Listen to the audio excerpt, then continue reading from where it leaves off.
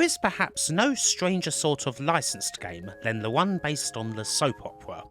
Not necessarily because of the soap opera genre itself, but, well, just look at the games that have come out based on them. The utterly incomprehensible and dreadfully Stenders game where you do things like rock giant babies to sleep and transform yourself into a laundry basket. The Neighbours title that's inexplicably a karting game where you ride around Ramsey Street. Or the Dallas-based text adventure where you mostly go through a jungle, feed tobacco to a monkey, and J.R. Ewing's disguised as one of the tribesmen. They're all damn strange, and this one, well, it's no exception. I played this on stream a couple of weeks ago, and I feel so aggrieved and insulted by it that, well, I just had to make a video. Coronation Street, The Mystery of the Missing Hotpot Recipe, a PC game from 2011.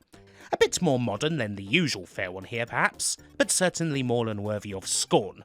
Now forgive me if I dispense with the usual litany of research and whatnot for this. There's not exactly a lot to say, but if you want pure invective, well, you've come to the right place.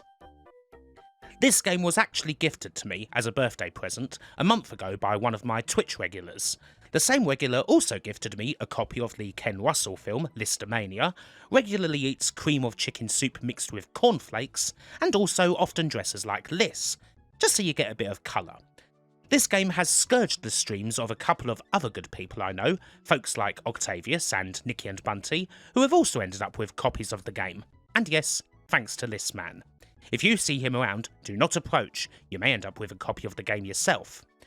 Mystery of the Missing Hotpot Recipe is the only computer game to ever come out for good old Coronation Street, the UK's and indeed the world's oldest TV soap opera, an institution since 1960. You know, like Onewell or Bethlehem. What better way to celebrate 50 glorious years in the company of the denizens of Weatherfield than with a game? Perhaps it could celebrate the show's lengthy history and really be something for the dedicated followers of it. Or, you know, it could be a hideous missing objects game that's likely to drive even the most stoic of people to total oblivion. I think you can guess where this falls into already. The game deals with Betty Williams telling the story of how the residents of Weatherfield recovered one of the most important items in the history of the great town, the recipe for her legendary Lancashire hot pot, the reason why people from far and wide flock to the Rover's Return Inn. Betty, in her infinite wisdom, has torn up the recipe because she heard that rival pub, the Weatherfield Arms, wanted to get their hands on it. But then, a crisis! A gust of wind scattered the pieces of the recipe all over the shop, and the garage, and the taxi firm, not to mention various people's houses. Anyone who finds a bit of the recipe will get a pint of best on the house, so naturally it's action stations for the town's residents as they try and find this most revered of items. No one's totally sure just what makes Betty's saucepan of lamb, onion and potatoes quite so special, and anyone who's tried to find out in the past has probably ended up disappearing, with people commenting that Betty's signature dish was particularly filling that week. But now, all that's dispensed with in the service of recovering this document. You may expect that this tale would be told through specially written and shot scenes and the like featuring the soap stars. And you would obviously be wrong. It's told through static images. JPEGs and PNGs are the order of the day, with various minimal sound effect loops that repeat endlessly. The stakes are not exactly high to begin with, in all honesty, but the utter bareness on display here really drives that home. You'd find more motivation to do something by firing up art alive. The gameplay is, as mentioned, all about finding hidden objects, which you do so in various places. Starting of course with the Rover's Return. You have a list of various items, you find them all, and then you have to find a piece of the recipe. Well, some of the time anyway. Other times you may just be told to move on and go to another vignette of Weatherfield life. Perhaps Sean Tully's got to hunt for needles in the Underworld factory, or Audrey Roberts needs someone to find and organise all the bottles of peroxide in the hairdressers, or Roy Cropper's in a terrible fit because he's accidentally served up the cat from the title sequence in one of his roles and he needs to find and dispose of the evidence. Okay, maybe not the last one. The overriding theme of these vignettes, some of which we will explore a little further, is that nobody in Weatherfield ever friggin' tidies up after themselves. As far as the play goes, well, it's missing objects. I have very little experience with this type of game, and I'm not about to go and do a deep dive into the genre anytime soon, but the objects you need to find are scattered around at random. From what I can tell, the objects you need to find are randomised for each scene. This is a type of game that very quickly becomes infuriating, indeed almost from the first level. The temptation would be to apply some kind of logic here. For example, perhaps you need to find a beer mat. Well, I should obviously look to see if there's any on the tables, shouldn't I? Or perhaps they'll be on the bar. No, that's probably not going to be the case. There's just as much chance of you finding a beer mat on top of a typewriter, or by the side of a door frame, or shoved up Steve McDonald's arse. The items could be anywhere. And they are, indeed, very well hidden. A lot of them are ghosted out, virtually invisible, only traceable by the faintest outline. You'll be doing this even in the first level. So no, do not apply logic to this game, for that way lies madness. If you find that Ashley the Butcher's got the outline of a sausage impaled in his chest, just try not to question it. Don't even question why there's a load of sausages randomly scattered around a butcher's at all. If you start to wonder why health and safety haven't closed this festering bed of war meat and bric-a-brac down, you'll just go ballistic. It's a challenge, but to play this effectively you essentially need to become a complete and total idiot. Now some may find this easier to do than others, of course, but it is a key part to this exercise.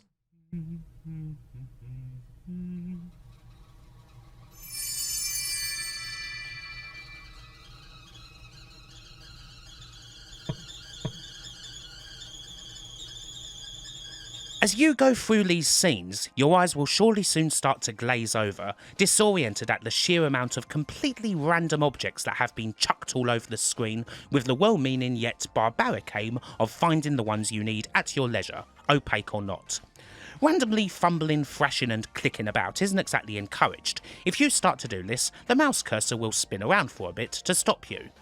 There are a couple of mercies. You can use hints if you're stuck, and they're unlimited, simply making you wait a minute or so before using it again. If you physically cannot play the game for another second without spitting all over the screen, and rest assured this will happen, then you can always turn it off and the game will save your progress, even if you're in the middle of a scene, allowing you to sufficiently calm down enough to brave the joys of the garage, or street cabs, or the corner shop once more. There are some other little mini-games that crop up every now and again, although these aren't exactly any more complex. You may have to sort out the pipes in the Rover's cellar, or figure out a save combination, or help order Ken Barlow's books, or help Craig Charles play what is quite possibly the most hilarious and broken take on Breakout that the world of gaming has ever seen. As it happens, these segments are optional. If you fancy your chances at speedrunning the game, you'll probably want to skip them. Now you might think that to be another pithy remark, but I'm not joking. There are actually people who speedrun this. The current world record on speedrun.com is 11 minutes and 19 seconds, held by someone named Infarth who surely has quite the strong constitution. I can only tip my hat at being able to withstand this long enough not just to complete this, but to become the world's best player of it. We are capable of so much, dear viewer, if only we focus our minds fully on a task. Still, there is the story, isn't there? All the characters that you may possibly know and love, or at least the ones you may remember if you've ever been stuck downstairs while the parents insist on watching bloody Corrie while you're having dinner. I mean, they have at least had their personalities captured, haven't they? Well, not exactly. It is hard to overstate just how thoroughly unarsed this title is. It feels like it was made by simply going to the show's official website, downloading all the generic pictures of the various locations and portraits of the characters, and then just chucking them around, loosely holding them together with a basic and often badly written script. It is quite amazing to think that there's 24 years between this and the EastEnders ZX Spectrum game, and with all the time that had passed and all the technological advances that there have been, the developers managed to create something that is almost just as illogical, weird, and flat out dim when it comes to the show itself. And this is a soap opera we're talking about here, not Breaking Bloody Bad. It's a silly place where unconvincing PNGs are superimposed onto a static background, barely any different from the random bits of junk that you have to click on. Nothing belongs. Not even Ken Barlow. He is here, of course, As with everything Coronation Street, the one constant of the show ever since the very first episode was aired on December 9th, 1960. An entire life lived as a character in front of the cameras. It doesn't get any more coy than old Ken. And I think he might have his own little comment when it comes to the amount of effort that was put into this title, actually. Well, I'm sorry, Deirdre, but this time that's not enough! It bears repeating, but what is truly something, again, is just how little in the way of stakes there are, and not just because of the story and it being about a quest for a bloody hotpot recipe. The gameplay itself does really hammer it home. Again, I'm no expert, but I would expect that a hidden objects game would feature things like a time limit, or a set amount of clicks, or a limit on the amount of hints you can use, and so on. This doesn't have any of that. You can take as much time and click around as much as you like, and the only thing that happens is the pointers spinning around a bit every now and again. It is casual to a quite ridiculous extreme. The only thing that's actually going to stop you from finishing the game is if you can stand it long enough to do that and not uninstall it and lob the disc directly into the bin. And it's not exactly short either. There are 24 levels of this, all with nothing but a very repetitive effects loop accompanying them. By the time you get to the end, the whistling of that kettle is going to sound like a primal scream. And of course you do get bits of story in between, every one of which is to do with tidying up. Clean up Roy's rolls while the indomitable Cropper sorts out your Eccles cakes, clean up the perpetual mess that's left behind at the Grimshaws, clean the inexplicable detritus in Dev's corner shop, pick up the bloody spanners and wrenches in the garage whether they're invisible or not. So much cleaning! By the end you'll feel like Kim Woodburn on steroids, and you'll probably want to down a pint of straight gin too. And just what happens in the end? Well, you find all the pieces, you put them back together, and the recipe is saved. So what does Betty do then? She makes sure no one else can ever have the recipe by burning it. The whole town's gone haywire looking for all these recipe pieces. It's been such a Herculean effort on the part of everybody. They've done it all, and then Betty goes ahead and incinerates it. It's not like the sodding Weatherfield arms were going to find them anyway, was it? These pieces couldn't have been more out of the way if they'd actually been placed there. All of this, in conclusion, meant absolutely nothing. In the actual Corrie, the character of Betty Williams was written off the show only a few months after the release of the game, following the real-life passing of her actor, Betty Driver, at the age of 91 due to natural causes. The character passed off screen, peacefully in her sleep. If the events of this game had in any way been canon, the street's residents would have likely burned her alive in a giant wicker hot pot. I suppose, after all this, the big question is simply, why? I think that's the first thought that comes to anyone's mind when they come across this game, and it will be their final thought when they've had enough of playing the damn thing. Why does this exist?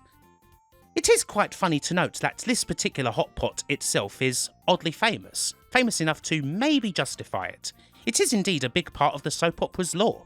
Hell, ready-made and very real versions of the hot pot have even been put on sale, thanks to the co-op and legendary Northern pie makers Hollands.